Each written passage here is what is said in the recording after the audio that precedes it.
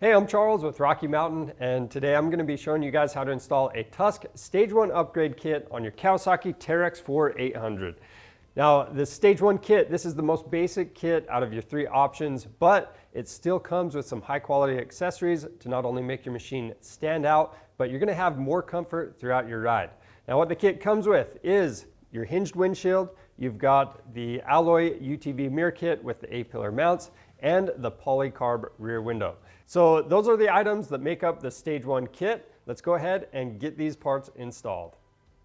We're going to start out at the back of the machine. So with this rear window, we're going to remove this protective film on both sides. Now I'm going to prep the rear window with the bulb seal.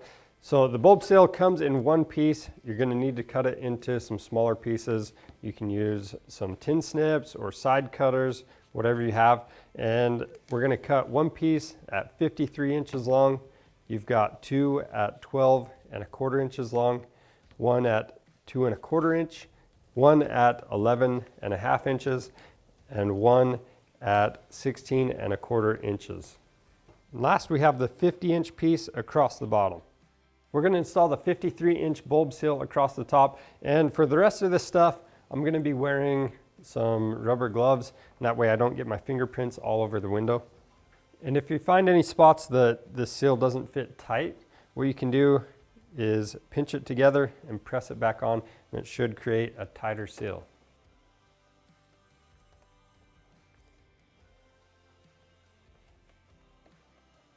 Then we've got the two 12 1/4 inch pieces that are going to come down this top side on both sides. Then we've got this 2 1/4 inch piece right next to this slot right here. Then after that, we'll install the 11.5 inch piece. And we've got the 16 1/4 inch piece on the other side. And last, we have the 50-inch piece across the bottom. Now on the back of the machine, we have these rear cross support tubes. We're going to install the 6 P-clamps onto them. So we've got 2 on the bottom. That flat side is going to be facing the rear of the machine. 4 on top, again, that flat side faces the rear of the machine. Now we're going to remove the lower mounting bolts for the upper support tubes, and we're going to install the 2 mounting brackets and reuse these mounting bolts. And we're going to leave it loose until we have that rear window installed. Now I'm going to install the roll cage clamps. These have a rubber strip in them. We're not going to be reusing that rubber strip. We'll remove the mounting bolt along with the washer. Then there's 2 bolts on the back of the clamp. And the flat sides of these clamps are going to be facing out, and that mounting bolt is going to be towards the rear of the machine.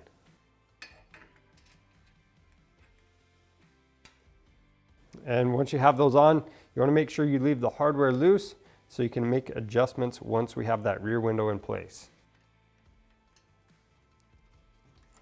Then we'll go do the same thing on the driver's side. Now, if you plan on running a flag with the rear window, what you're going to want to do is get this optional bracket from our kit, and then you've got this larger bolt with the nylock nut. We'll go ahead and tighten that down. It's going to take an 8mm Allen socket and an 18mm socket. Next, I'm going to set the rear window in place, and the curved corners are going to be up towards the top. Now I'm going to line up the roll cage clamps and loosely install the mounting bolts. Next, I'm going to take the 6 P-clamps and I'm going to align those with the slots in the rear window, and we'll install the hardware. And then don't forget, we have these 2 brackets in the upper corners. The same hardware is going to go through those as well. Now that we have all the hardware loosely installed, we'll go ahead and adjust the rear window for optimal fitment and tighten all the hardware down.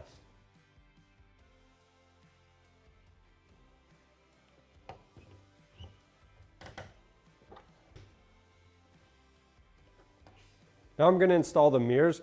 So to do that, we need to install the A-pillar mounts. So first, we're going to remove both of these bolts going through the driver's side A-pillar, and we will not be reusing that hardware. Now the kit comes with two different A-pillar mounts.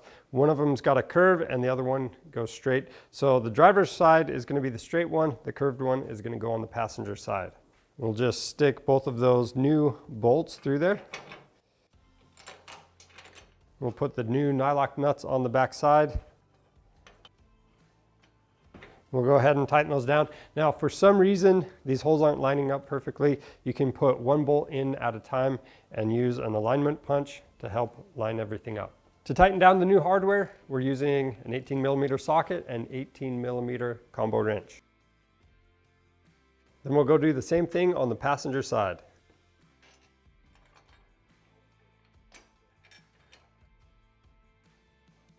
Next thing we're going to do is remove this button head bolt out of our mirror. Make sure you don't lose that star washer. This bolt is going to go through the A-pillar mount. We've got the star washer in between the mount and the mirror.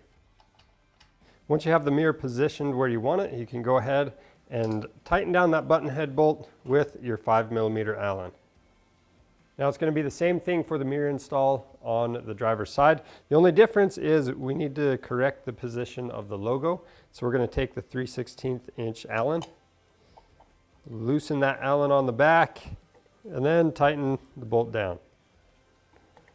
Next we're going to install the hinged windshield. So we'll start out by removing the protective film from both sides. Then we'll take this bulb seal, we're going to center it up, and there's going to be about 2 inches left on each side of this. And then once you have it centered, you want to press it all the way down into place. Next, we're going to install the windshield mounting clamps with the swivel. Now keep in mind the swivel, this is going to be facing back towards the inside of the cab. And when we put this around the roll cage, set that in place, and it's going to go just above that gusset at the bottom of the A-pillar.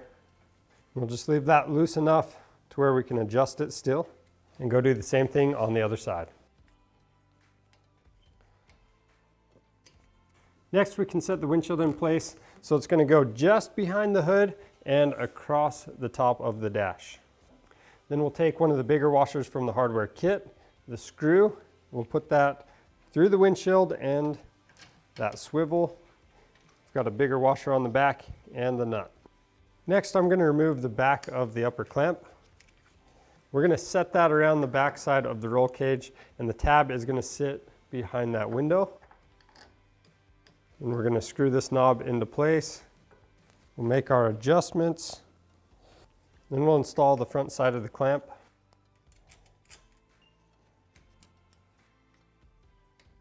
And we'll repeat that process on the driver's side. And once everything's loosely installed, you can go ahead and make your final adjustments and tighten all of the hardware down. Next, you're going to want to remove both knobs from the sides of the windows. We're going to rotate this forward and install the standoff. So we'll just set this underneath the middle. We have that third knob that's going to go right through it. So we're going to leave that loose enough that we can rotate it. So we're going to square that up. I'm going to mark the edges and the 2 holes with the Sharpie. And if you want to lay some masking tape underneath and mark the masking tape instead, you can go ahead and do that. And once you've made your marks, you can go ahead, rotate the windshield back up. Now before we drill our holes, we're going to remove the hood, and that way we don't actually accidentally drill into anything we shouldn't.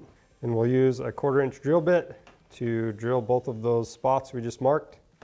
Now we're going to use the small washer, another screw, go through the bracket and the hood. And then we'll install another small washer and a nut on the back side. With the standoff mounted up, we're going to go ahead and do a test fit. So that's looking pretty good. And one thing I do want to mention with this, if it doesn't rotate freely or if it rotates too freely, right now is when you can do the adjustment to these 2 pivots on each bracket. And that's all there is to installing the Tusk Stage 1 Upgrade Kit on your Kawasaki Teryx4 800. If you need this kit or any other accessories for your side-by-side, you can pick those up on our website. And if you have any questions about the install process, leave those questions down in the comments below. Now, for more helpful content, subscribe to our channel. I'm Charles with Rocky Mountain. Thanks for watching.